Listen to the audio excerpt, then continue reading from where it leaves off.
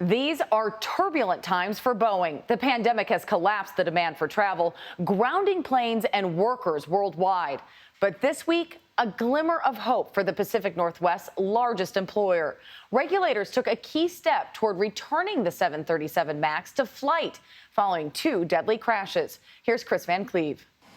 FAA Administrator Steve Dickson pledged the grounded 737 MAX would not carry passengers again until he'd flown it himself. Last Wednesday, with the former airline pilot at the controls, the MAX took off from Boeing Field in Seattle. I liked what I saw on the flight this morning.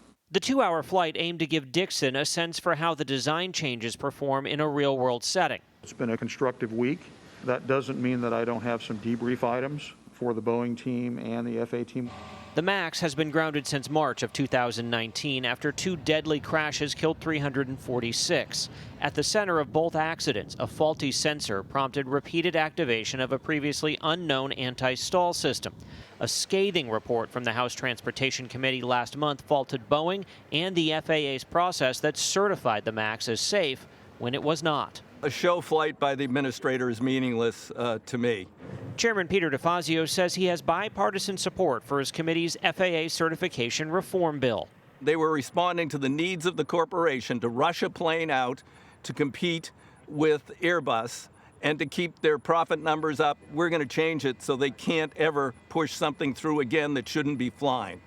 After a public comment period, the FAA is now expected to approve new 737 MAX training procedures next month. It will then finalize the order requiring design changes, allowing the plane to be ungrounded.